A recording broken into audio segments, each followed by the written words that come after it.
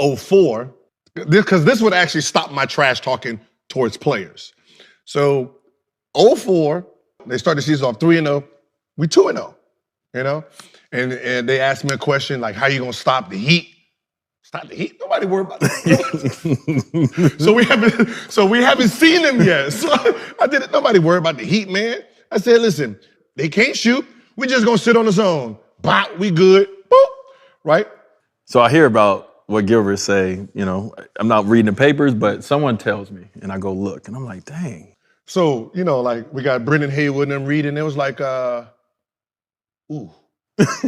He said, ooh. He was like, you said this? I said what? You said Dwyane Wade couldn't shoot, and I was like, nobody reads the paper. Okay, so I mark on the calendar, Washington Wizards, game 4. Big circle. Right, so, and then like my first 3 games, I'm already probably like, I'm balling. Like I'm averaging probably 30 at this point, starting the season. I was like, nobody reads the paper. You don't think he read that, did he? He was like, we're about to find out.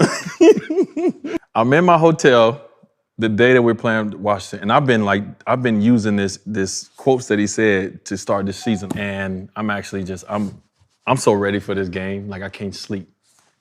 And my phone rings in my room, and I'm like, I've never got a call in my room before, so I pick the phone up. It's Gil. You're right, I did call. Gil called. He say, you know, man, you know, the media. You said the shit. You know how they spin things, man. You know, that's not what I meant. So forth, so on, whatever was said. And I'm like, I hang up the phone, I'm like, nope, he's not about to throw me off my He's not about to throw me off. I'm going at Gilbert today. That's in my whole mindset. It was about Gilbert. So this is what I've been waiting on all summer. Yeah, I just remember, yeah, because I'm looking 3-0. Like, ooh. Oh, no, I got to diffuse this. Where that Wade at? Yeah, let me get that Wade. I just remember I did call. I had no alias at the time. I wasn't like, nobody was checking for me yet. We go out the game. And we are underway in Miami. Larry Hughes goes out for 2 minutes. He scores 16 points. I go to the bench. I think he read all of that, bro. Do not put me on that man no more, brother. I done learned my lesson. Shaq and Wade left open for the long jumper. 100 points a game. Wade draws contact and scores. Still shooting well, 49%. Wade for Haslam.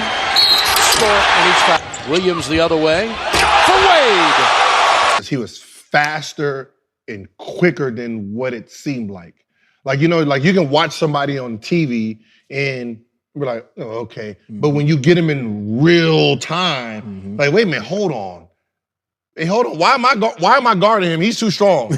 Like y'all was making it seem like he was 205. That is not a 205 right there. I don't know what that is. That is not this is not to say you're gonna have to put the big get back in here, Larry. So once Larry Hughes go out the game and they put Gilbert on me, I said, here we go.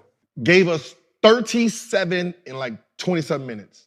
Well, I was closer to 220. Yeah, I was like, Larry, you're too skinny for this man. Because I remember there was one play we was pushing, so we was like, all right, he's killing us going middle. Pushing baseline. Like, all right, we're going to push him baseline. Be there, all right? You go baseline and you spin out of that. So when people spin out of stuff, you didn't really know what to do with it. So he went baseline and spit, boom. He can dunk off spins too. What is this? He's dunking off spins. He's dunking off splits. Y'all can't guard this man to the basket. Y'all can't guard. Look, I'm fine with my man. But listen, I said some shit and he's making y'all pay for it, okay? I learned my lesson. I want to read a quote to you. This is Pat Riley talking about the combination of Shaquille O'Neal and Dwyane Wade. Quote, Dwyane respects the fact that Shaq respects and embraces him. That's where Dwyane is so different. A lot of young players come into the league and have no respect for greatness or for great players who have done it.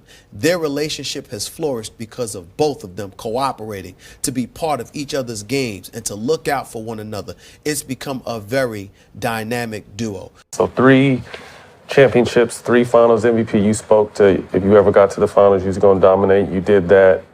Off to South Beach. What's that experience like with a young D Wade? So when I got to D Wade, I was like, I know you heard all the stories. It's your team. So we ain't gonna have any problem. You the man, you the CEO, I'll be the consultant. For me to be a dynamic duo with Shaquille O'Neal and people to see it happening so fast. I mean, it's only our second year playing together. And it happened so fast between both of us because we both have came in and said we're going to do whatever we can together to get, one thing, and that's to get a championship ring. How do you and Shaq, I mean, I'm assuming, and I pretty much know, I mean, y'all are very, very close. How did that happen? It's easy, man. You know Shaq. Everybody knows Shaq, man. It's easy to get along with him. And but the one thing that we did have, we sat down when he first got to Miami and I first came back from the Olympics. We sat down and we had a conversation for an hour and talked about everything that happened in L.A.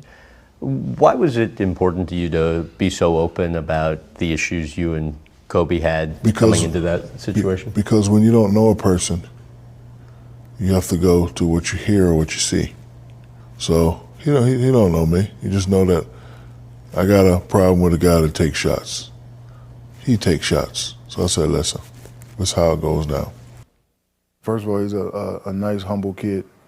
Second of all, I don't think he knows how good he can be. Third of all, he listens, and he's a great player.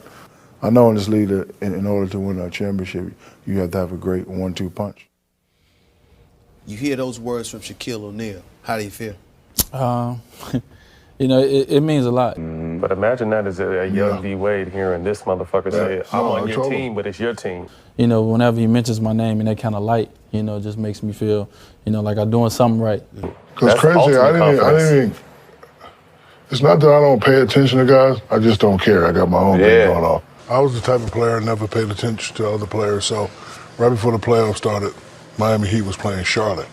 I didn't even know who he was. So while we're in the playoffs, I'm watching him go at Baron Davis. I'm like, who is this? I was like, damn, this kid's nice. And I just kept watching him.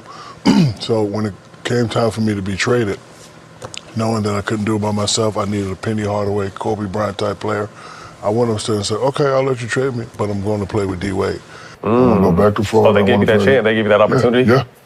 Yeah, so I want to go play with him. So as soon as we got there the first day, I said, look, man, you heard this, you heard that.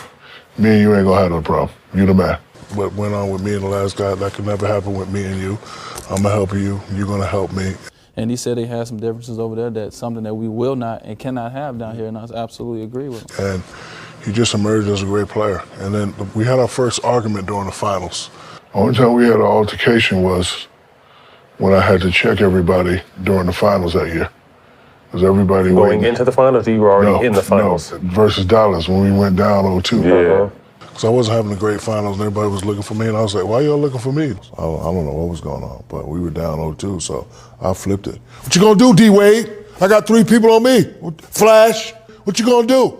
I got 4 people on me. What the hell y'all gonna do? So that was my way of getting, and then we just 3-game, bing, bing, bing, bing. When we took a timeout, Pat brought us all back. He said, I know you guys don't want to end your season like this. Come on, guys, come on. First thing came out of Dwyane's mouth was, I'm not going out like that. Wade trying to find an opening, banks it in. 32 for Wade. Wade drives left baseline, and he got to the rim and able to score with a foul on Dallas.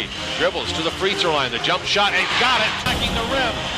Wade has brought Miami to within 5. And he brought us back. Single-handedly. And he's got it wide left beyond the stripe. Wade, left baseline, wide open. The jumper, good. And the Miami Heat right back in the NBA Finals. I just felt so proud walking off that court. And I didn't show it. I went in the locker room like I do it every day. I felt so proud. Wade had done more than win one game. He had changed the series. Dwyane Wade all the time. Dwyane Wade rose to a level that we have never seen here with the Miami Heat. The Miami Heat have evened up this series. We haven't found the right solution to deal with Wade yet. It was as if whatever Miami needed, Wade would provide. Foul line jumper, good. Wade, he scored the last 9 for Miami. By Miller Lite. For Miami, of course, Wade coming off that spectacular 43-point center court. The officiating crew led by Steve Javie. Harry is the leading scorer for the Mavericks in these finals as Wade hits it and a foul. Wade with the jumper on him now. Dwyane Wade knocks it down. 4.5 minutes without a point. Did we have another run? Wade. Howard on the drive. Blocked by Wade. Wade. Tough shot. Banks it in though. Wade banks it in. Stop. Wade spinning. Falling away. It's good.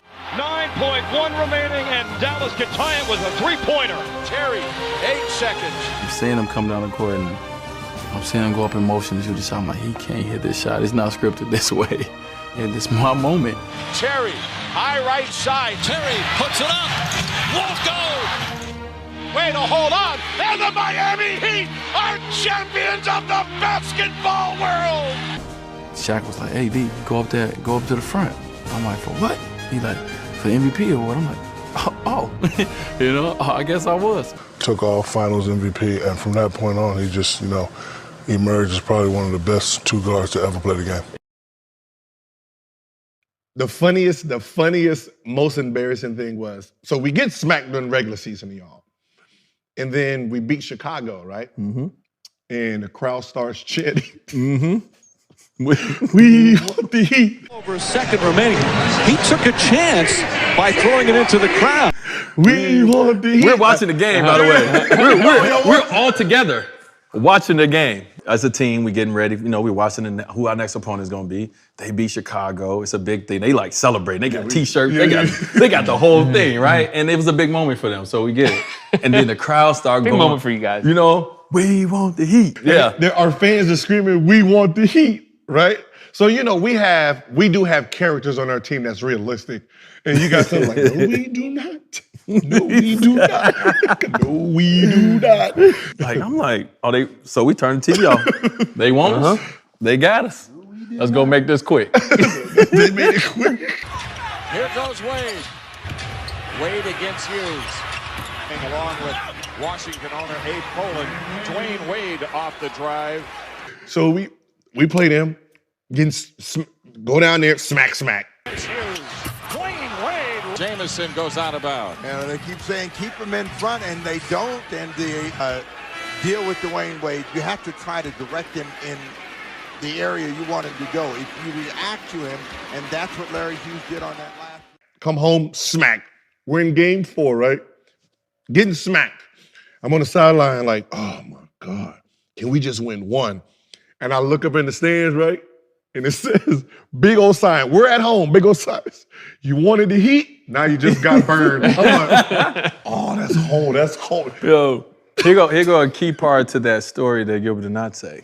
Once we got to DC, no Shaq. You don't know what kind of confident boost that is. Coming from our best player, the most dominant player in the NBA, telling me, take over the game. It's your game to win. It's your game to take over. And I try to do it. I don't want to let him down. And that's what he told him. Stop fooling around and take over the game. We want to win this game, and we want to win it with me on the sideline. In Miami, we had Shaq. No Shaq in DC. So now, no Shaq, they at home. Took it up a notch. I think we was the only team that got swept that year in the second round. You know how bad you got to be to get swept in the second round. But it's just, first of all, though, Gil, it's just bad luck. You get the draw of Shaq, me early in my prime. You get LeBron a couple times in the playoff. Like, you just got a bad draw. Sometimes it's the matchup. Hanging around that 4-5 area. That's the wrong place to be. Yeah, man. I got to ask you this because I've watched this matchup for years, the dynamic with you and Cole. Can you go in a little bit about just the back and forth? I know y'all have a true friendship, but I do know y'all have a very spicy competitiveness. Could you talk a little bit about it? Well, you didn't seem too nice to Kobe.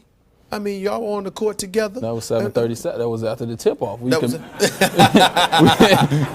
we both competing. You know, right. we both are fierce competitors. Kobe is one of the fiercest competitors I ever played the game, and I'm a competitor also. So we both competing. That's at 7:37. When Shaq first came to Miami, people would look at Dwyane Wade and sort of like keep their eyes on you, wondering how you'd look at Kobe, how you'd interact with Kobe on the court while going against him, simply because Shaq's your boy now. Oh, yeah. And you know their relationship wasn't ideal at the time. So how did you feel about Kobe at the time when Shaq first came to Miami and you had to go up against him? The same way I do now. You know, you respect the player, you respect his greatness. You know, you respect that. You know, you got to be ready when you play Kobe. You got to get your rest. You know, you got to come in and bring your A game. You know, but at the same time, Shaq warned you about that? Shaq didn't have to. Foul on Haslam, that's his third. Well, ho-hum, just another spectacular move from Dwyane Wade, flipping it over the Laker defense with that left hand. You know, obviously coming into the NBA, Iverson and Kobe was like, you know, the two that I wanted to be on the court. Right. So it went from like my rookie year, like excited to play against, you know, one of my idols, to my second year, we going at it. Right. You know what I mean? We getting in scuffles. And that's when Cole started to respect me, when he realized, like, I'm not backing down. And it's not that attention, it's just who I am. Does it feel a little strange guarding him after you guys spent the last 2 summers together, you know, playing alongside, winning gold together? No, not really strange. I think it's more fun, you know, because we know each other. And, you know, he did a couple things tonight that he picked up from me this summer. And, you know, I was able to pick up a couple things from him this summer as well, so it's fun. I enjoyed it. I think we all enjoyed it. We all have a connection for the rest of our lives. You know, I've never talked to Kobe the night before we played the Lakers in my previous 5 years, but you know, last night we talked, you know, numerous times because we have built that relationship as teammates, you know, forever.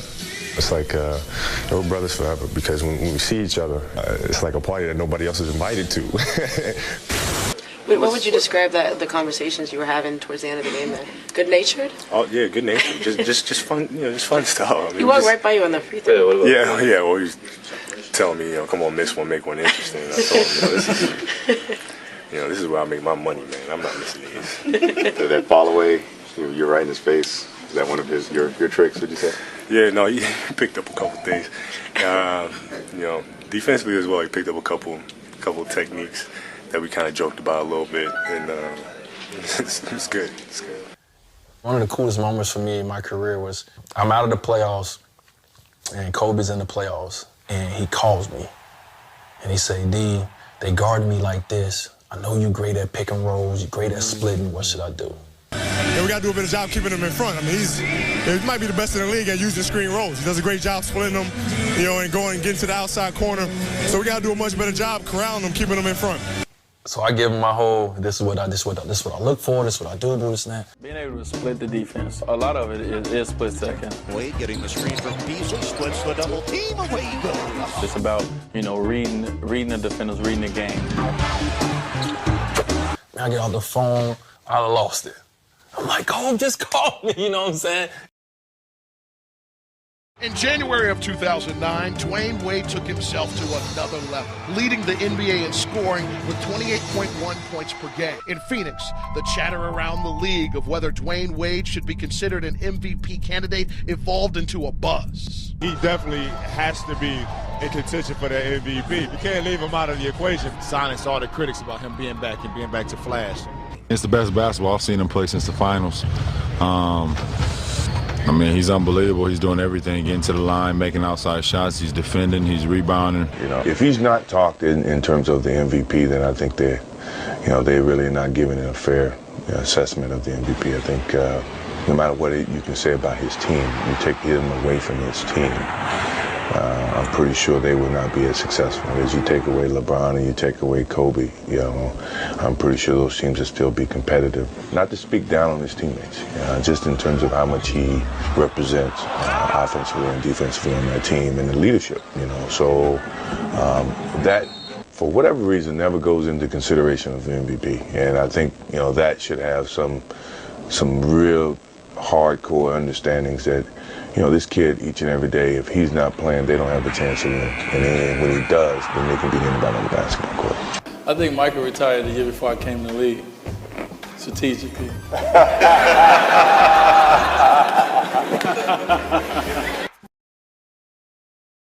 So I'm gonna tell you my mindset 2010 when I was a free agent. For me, it wasn't about money. It wasn't about nothing but winning. A lot of people don't believe this. A lot of people think we had this already set up. Brian called and said, "What are you thinking?" I said, "Bro, I want to win championships. I'm tired of getting knocked out in the first round. It sucks." And then it went from there to saying, "Yo, let's do it together." Wade thought about three. In the I was a victim of one of them trash Euro. That was definitely one of my top Euros of all time. It's all good, because listen, what you gotta know, that's probably top 5, one of the most tired I was. Oh my God. Now you see me. Now you don't, Kevin Garnett. When you first got to the league, who was the first person to bust your ass? Oh, that's easy. My first welcome to the league was LeBron, D. Wade, and Chris Bosh in that Miami Heat team. Yeah, big So it was the preseason game, but I still considered it as my welcome. You feel me? So we played in Kansas City. Kansas City is the site for the Washington Wizards and Miami Heat in exhibition season, and the crowd gets to see, that man, Dwyane Wade. And in the first quarter, right 20 seconds into the game, there he goes. D. Wade, I'm reading the scouting report. Scouting report says, stay down on pump fakes. First thing he do, spin, pump fake, right into my ribs. And I said, okay, yeah, this is, you gotta lock in. You got a long way to go. This is a different level right here. They were stealing the ball, throwing lobs left and right. And I'm like, okay, yeah, this is real. So that was my welcome. It was the my first time stepping on the floor was my welcome to the league and that Miami Heat team. The Big Three era, amazing era for Miami Heat. When I look at this photo, what I see something of legend. We didn't really talk about scoring titles and covers of magazines and all the things that we ended up doing. We just talked about winning the championship. It took some sacrifice to do that, but ultimately we achieved our goal. Playing basketball with those guys was amazing, but I think the relationship that we built away from the game was special. It changed everything for me, for Brian, for Chris, for this organization. It put us in a different light. We was able to go to finals 4 years in a row and win 2 of them, and it was hard. But I think, we all learned something about ourselves.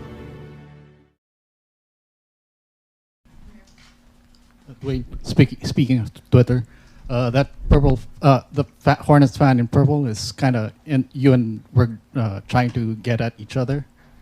Get at each other? Yeah, you guys were trying to exchange words. I'm not giving him any more attention. He got enough. Here on ESPN, a sellout crowd in one of the biggest nights in the past 14 years for this franchise. Charlotte with a chance to advance. Miami trying to stay alive. Game 6 coming up next.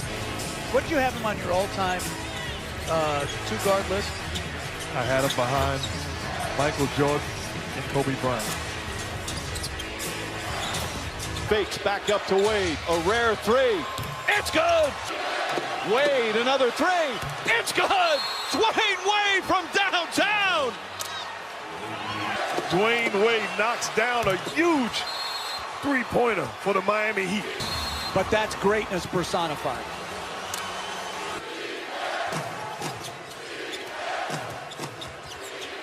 Wade leans in, forming away, puts it in! Dwyane Wade does it again! And Charlotte has to call timeout. To knock down big shots. Purple shirt man, have a seat. Mama, there goes that man. You're already thinking about, Boston days, the similarities. But what you got to take into account is, the history between you and D. Wade and coming into that. You've gone against Rajon in playoff settings for years. Hated him. And Wade and Rondo, they're still chatting with each other. Right now, what are either one of them thinking about? Dirty plays that you've seen him play in the past, so that's what it is. Oh, his leg came out from underneath him as he knocked him down. Wade in the post. More out of frustration than anything. And a technical foul has been hit as Rondo and Wade go chest to chest. Why even get involved in this stuff where you're giving away points and taking a chance of, that's one technical, getting a second one? They did a pretty good job keeping under wraps of who they were trying to get. So actually, once I committed, I wanted to know who was the guy they were trying to get, and I was excited that it was Wade. And when you come up on a guy like Dwyane Wade, I don't think you can pass with opportunity. Yes, I've talked to Wade. Like I said, we've talked text.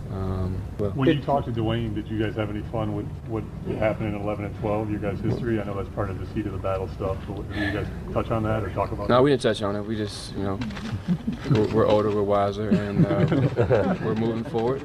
And like I said, to play with a guy like that, that's that I know I've battled against personally, it's always great to have a guy like that on your side. No, but how odd was that first time going against the Heat? Yeah, it was terrible. Like, we had a back-to-back too, right? We come from Atlanta, we get in Miami. I don't have a lot of time to do nothing but just go to my house. And once I get off the bus, I'm trying to okay, it's a regular game. It's a regular game. I get off the bus and immediately I knew it wasn't a regular game. For fans of the Miami Heat, it has to be a strange sight to see Dwyane Wade in the uniform of the Chicago Bulls. Like, it was just it was crazy. And I walked to the visitors locker room. I've never been in the visitors locker room, unless it was like a concert, but it looked way different. So you never really got a chance to experience it. And everything was just weird. Like, even that my shoes didn't fit right that day. Like, nothing felt good that day. And I go out there and I'm seeing all these familiar faces that has been rooting for me, and they still rooting for me, but it's just weird because I'm on the opposite side of the court. I couldn't wait to get that game over with. I definitely wanted to get a win. I told my team, I said, listen, don't worry about feeding me the ball all game and trying to make this D-Wade comes back and scores 30 plus. Like, let's just get a win and get out of here, because this is the one of the weirdest feelings I've ever had. I mean, me personally, I would have been very successful in this league without D-Wade. But to accomplish what I really wanted to accomplish in this league, and that's winning at the highest level, I needed him, and that's why I made the jump. You understand how important he's been to the game throughout his career, and no matter who you root for throughout the league, you respect greatness in terms of what he's been able to do throughout his entire career. So, tonight wasn't a loud night, but he had some pretty influential plays, and it seems like he's got a lot more in the tank. That's what I told him after the game. I was like, are you sure? I know you got a lot of stuff going on off the court, your family and all that. Are you sure you don't have a couple more years left in there? That is a jersey exchange to remember. Two of the game's all-time great players. Come to Dwyane, man, you were so great for us fans. So entertaining, so exciting for us to watch. Definitely one of the best two guards to ever play the game. Turn inside to Wade down the middle. His toughness was undeniable. How hard he played, how many times he hit the floor, got right back up, kept fighting. Wade with a steal, with two. Wade puts it up for the win. Yeah, he did it! He did it! Dwyane Wade! I was always a big fan of him. I still am. I'm seeing everybody treat him the way that he's supposed to be treated on his way out. It makes me proud of all the fans and the organizations that's sending him away the way he should be. Last minute, to the last second, to the last man. We fight. Competing against him, can you try and put into words what he's meant to the game? Man, he's done so many great things. I mean, I think everybody's so honored, to have played against him, and I obviously know him. I don't know him as well as the guy on the other end of the table, but I've had a lot of battles with him, and just talking with him, going against him, you know that when you step on the court against him, you have to bring your A+ game. And I've had many battles with him, and we talked the first preseason game, kind of reminiscing, and as we went on through the season and to our last game, just remembering the good times. And I tell you what, he's one of the best two guards to ever play this game. So you're there for his final home game, of course, in the Sixers uniform. Talk about how that atmosphere influenced you to want to sign with Miami. The love that he got, well deserved at that. But the way that everybody came out to support him, knowing what he's done for the city, for the culture, for the organization. I mean, I want a piece of that love too. Not saying that I can compare to Dwyane Wade, because I don't think anybody can. But I think what he's done for this city, I want to try and pick up where he left off. Every moment from your career is going to come back, fast into your mind. And for me, just a kid with a dream, man. I had a dream of playing a game of basketball, and now I can walk away and say, high school, jersey retired. College, jersey retired. NBA, jersey retired. You know what, kid? You did all right. And if you enjoyed this episode, please be sure to hit that like button, subscribe if you are new, hit that notification button, and comment down below which player you'd like to see next. I am out, and I'll catch you next time. Peace.